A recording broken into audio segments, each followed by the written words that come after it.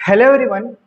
आज हम पंचायती राज के वीडियो में अध्याय 12 जिसका शीर्षक है शास्ति, है ना, जो धारा 98 से 106 तक है, इसके बारे में चर्चा करेंगे। ठीक है।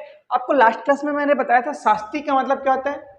शास्ति मतलब पेनाल्टी, है ना, पेनाल्टी, या इसको क्या बोल सकते हैं हम लोग, जुर्माना। क्या क्या बोल सकते हैं, जुर्माना। ओके, चलिए देखते हैं धारा 98 क्या बोलता है। निर्हित हो जाने पर, निरर्हित हो जाने पर पंच, सदस्य, सरपंच, उप सरपंच, अध्यक्ष और उपाध्यक्ष की हैसियत में कार्य करने के लिए शास्ति हो सकता है कि कोई व्यक्ति, है ना, अपन इसको क्या कर लेते हैं, तीन भाग में बांट लेते हैं। सदस्य लिख लेते हैं, सदस्य में क्या आ जाएगा, पंच आ जाएगा। ठीक है, फिर क्या लिखते हैं, यहाँ पे प्रमुख और उप प्रमुख लिखते हैं। प्रमुख उप प्रमुख में क्या आता है, सरपंच, उप सरपंच, अध्यक्ष और उपाध्यक्ष, ये उप प्रमुख आ गया। ठीक है, तो अगर कोई पंच क्या हो गया, अविश्वास प्रस्ताव से हट गया, उसके बाद भी वो पंच के रूप में कार्य करेगा तो उसको कितना जुर्माना देना पड़ेगा, 50 रुपये। अगर कोई जनपद का सदस्य, जिला का सदस्य पद से निकलने के पश्चात भी अगर उसी में कार्य करे तो क्या होगा, 50 रुपये को दंड देना पड़ेगा। सेम टू सेम प्रमुख उप प्रमुख मतलब सरपंच, उप सरपंच, अध्यक्ष, उपाध्यक्ष के लिए कितने रुपए जुर्माना, 100 रुपये जुर्माना। लेकिन यदि कोई व्यक्ति या पदाधिकारी पद से हटने के पश्चात, है ना, जिसको त्याग पत्र या अविश्वास प्रस्ताव से हटाया जाएगा, ठीक है, वो अगर कार्य करे, है ना, वो अगर कार्य करे उसको कितना देगा, 2000 रुपये जुर्माना देना पड़ेगा। मतलब जो व्यक्ति अविश्वास प्रस्ताव से पूरा हट चुका है, ये भी हटे नहीं है, हटने वाले हैं या हट चुके हैं, मतलब त्याग पत्र दिए हैं, है ना, उसके बाद कार्य करें। लेकिन जिसको हमने हटा दिया है, पिछले पंचवर्षीय में था, इस पंचवर्षीय में नहीं है, वो विजय ही नहीं हुआ, तो उसको क्या करेगा, 2000 रुपये जुर्माना देना पड़ेगा। ठीक है, शास्ति मतलब पहले बता दिया, पेनाल्टी या जुर्माना। चलिए नेक्स्ट देखते हैं, धारा 99 हितबंद सदस्यों द्वारा मत दिए जाने के लिए शास्ति। ठीक, इसमें कितना रुपया आएगा, 200 रुपये आएगा। अब इसको थोड़ा एक्सप्लेन करते हैं। 200 रुपये हितबंद सदस्य मतलब हो सकता है अगर कोई ग्राम पंचायत में खेत है, ठीक, उस खेत को मत्स्य पालन के लिए हमको क्या करना है, पारित करना है, पंचायत के अधिग्रहण में लेना है। ठीक है, तो उससे लाभ किसको हो रहा है, मान लो जाए ए नाम के पंच को लाभ हो रहा है।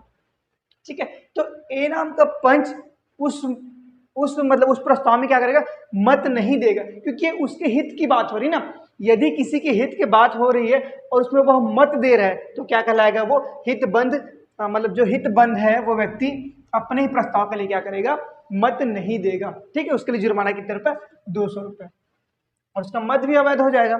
ठीक, फिर नेक्स्ट देखते हैं धारा 100 किसी सदस्य, पदधारी या सेवकों द्वारा संविदा में हित अर्जित करने के लिए शास्ति। मतलब होगा क्या कि जैसे कि मैं सरपंच हूँ, ठीक है, मैं अपने किसी पहचान वाले भाई भतीजे को या किसी और को पंचायत के एक संविदा कर्मचारी के लिए के रूप में नियुक्त करता हूं, तो मैं अपने हित के लिए कर रहा हूं ना, तो क्या होगा, मुझे दंड मिलेगा। किसमें, आईपीसी की धारा 186 मतलब 1860 के तहत, धारा 168 के तहत क्या होगा, सजा मिलेगा।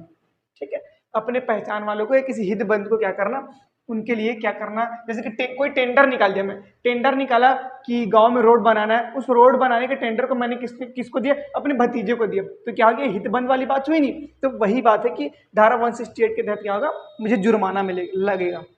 फिर अधिकारी आदियों का संदोष अवरोध मतलब वही, जैसे कि कोई अधिकारी अपने फायदे के लिए, है ना, अपने फायदे के लिए किसी गांव में कुछ करा रहा है, लेकिन हो सकता है उसमें उस अधिकारी का क्या हो, लाभ छुपाओ। इसके लिए क्या होगा, आईपीसी की धारा 341 के तहत क्या होगा, उनको जुर्माना देना पड़ेगा।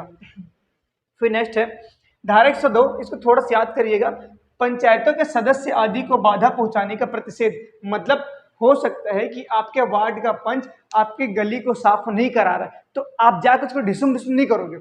ठीक है, तो किसी भी पदाधिकारी को या पंचायत के कर्मचारी को या संविदा कर्मचारी, कोतवाल को हो गया या सचिव को, आप उसको जाकर नहीं मारोगे क्या होगा, 250 रुपये के क्या होगा, आपका जुर्माना लगेगा। ये 250 मतलब मिनिमम रहता ना, जब ये अगर कोर्ट में जाएगा या न्यायालय, मतलब न्यायालय नहीं बोला जाए, एसडीएम के पास अगर ये मामला जाएगा तो वो इस 200 से ऊपर ही राशि लेगा, वो कहलाता है आपका जुर्माना। फिर नेक्स्ट देखते हैं धारा 103 सूचना को हटाने या मिटाने का प्रतिषेध। अगर कोई योजना चालू होने वाली, जैसे कि इंदिरा आवास योजना के लिए आवेदन 5 तारीख से 10 तारीख तक करना है, ऐसा मैंने सूचना पटल पर लिखवा दिया और उसको जाकर कोई मिटा दिया, ठीक है। या तो हो सकता है कोई पदाधिकारी इसलिए मिटा दिया कि इंदिरा आवास का एक आवेदन के पीछे मैं 100 रुपये लूँ या 500 रुपये लूँ, इसलिए अगर मिटा दिया जाए, है ना, तो उसके लिए क्या होगा, 50 रुपये जुर्माना दिया जाएगा, ठीक है। एक बात याद रखिएगा, ये जो जुर्माना है ना, 50 रुपये दे रहे, 100 रुपये दे रहे, पर डे के हिसाब से, जितने दिन तक वो अपने आप को पंच मानते रहेगा कि हाँ मैं पंच हूँ, उस दिन से कंटिन्यू देगा। ये चीज़ सेम टू सेम है। जब तक वो सूचना फिर से चस्पा नहीं हो जाएगी, लोगों तक नहीं पहुंच जाएगी, तब तक 50 रुपये उस व्यक्ति को देना पड़ेगा।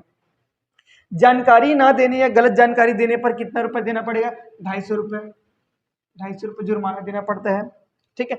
बोली लगाने का प्रतिषेध, मतलब देखिए फिर से वही, जैसे कि आप पंच हो, है ना, आपके पास का एक आपके पास में क्या है, एक मार्केट है, या ये मान के चले कि व्यावसायिक परिसर ग्राम पंचायत ने निर्माण कराया है, तो उस व्यावसायिक परिसर में बोली लगाने का प्रतिषेध। कैसे बोली, आप बोली नहीं लगाएंगे, उसके लिए क्या होगा, एक ग्राम पंचायत में पहले प्रस्ताव प्रस्तुत होगा कि कौन कौन लेना चाहता है, तो क्राइटेरिया तय करेंगे, उसके बाद बोली लगेगी। तो किसी भी सरकारी संपत्ति या जमीन को ऐसा बोली नहीं लगा सकते, ठीक है। हो सकता है जैसे कि पंचायत के अधीन एक चारागाह हो, ठीक है, उस चारागाह का आपने बोली लगा दिया कि इस साल खरीफ फसल में आप इसमें धान लगाइए करके, तो ऐसा नहीं कर सकते, ठीक है। फिर लास्ट बोलता है धारा 106, किसी भी पंचायत को नुकसान की प्रतिपूर्ति किए जाने की प्रक्रिया। एकदम इजी लाइन में बोला जाए तो जो पंचायत के संपत्ति को नुकसान पहुंचाएगा वही उसका भरपाई करेगा, बस वही बोल रही है लाइन, ठीक है।